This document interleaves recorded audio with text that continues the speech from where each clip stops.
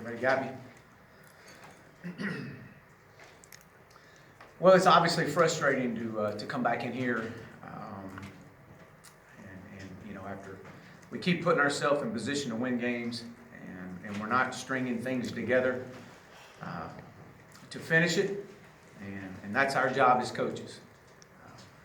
We've got to get our guys to do a better job of executing, making things clear for our guys, so they can just go out and play and be able to execute in those key moments.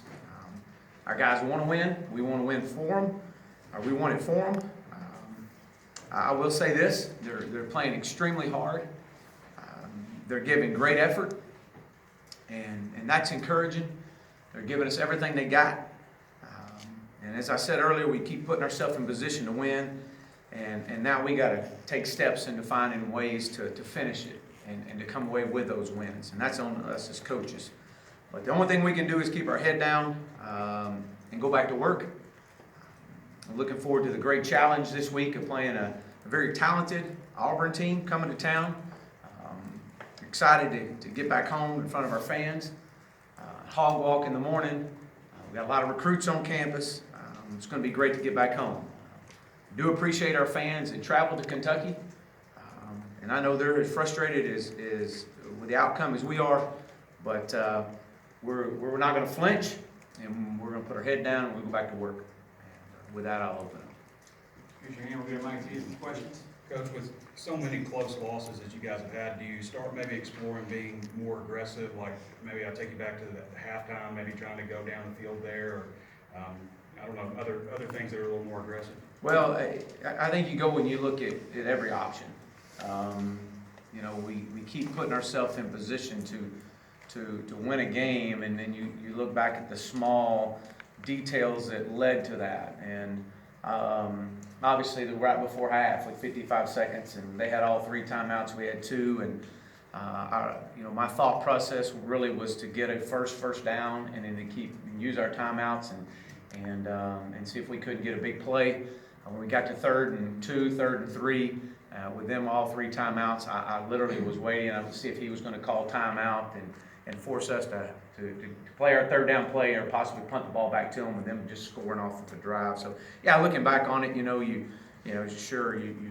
wish you would have maybe done a few things different right there, but I thought at that point, with the momentum on their side, I was content with 3rd and 3 to get to half. But yeah, you go back and look. There's several opportunities. We had 2 drives in the second half. We were 2nd and 1, and we couldn't convert. And that's an offensive down. We got to be able to convert 2nd and 1s, and whether that's being more aggressive, being better in some run fits, whatever it may be, that's on us as coaches to get fixed. Hey, Chad, you said after the game, the other night, that you're going to reopen or reevaluate the quarterback situation. How do you divide the snaps this week with, I guess, the first and second team? How tough is it to sort of have a competition when you're also obviously in a game week mode for all? Well, Nick and Ben will get the 1 reps, and they were in here last night. Everybody was ready to get back to work last night, which was very encouraging. And so, with those guys getting a share of the 1 reps this week, I think the whole thing is just consistency as a team, consistency as an offense, and that's really kind of what we're looking for in this. And it is, Bob. We're trying to stay out of this, but this is just kind of where we're at right now with it. When you look at not finishing the games when you've gotten that close, what are the ingredients that are missing? What's going to put you over the top on these? Well, and that's our job as coaches, to go back and figure out, is it, you're 20 yards away from winning the last 2 games, and you put yourself in position to win there at the end, to win the majority of our games this season, all but 1 right there on that last drive. And whether it's a stop here, whether it's a conversion here, putting ourselves in position. Are we in the right play call? Do we have the right check? Are we doing too much? Are we not doing enough? And that's really kind of what it comes down to. And we've got to be able to find a way to get the ball in the end zone. And we're putting ourselves in that position. Now we got to finish the deal, and we haven't done that.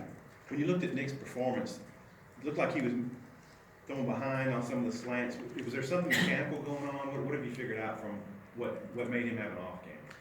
You know, I don't, you know, he got hit early, but again, that's, your quarterback, you understand those things, that has never rattled Nick. Nick's got an incredible arm, and, you know, he's got a great talent. Was his hips not open enough? I mean, we look at all the technical things from a quarterback standpoint, but, you know, at the same sense, sometimes you got to sit in that pocket, and he did sit in the pocket and deliver the ball, and I mean, there was, he'll be the first to admit he wasn't on, and but I've watched him in person be on many times in those same plays and hit them in stride, and so, you know, those are things he'll work through, he'll battle through, we'll help him through, and he'll be just fine. Chad, I heard about McClure, I guess decided to transfer. Did he come and talk to you, or kind of how that all play out? Just what's your thoughts on that? Well, I spoke with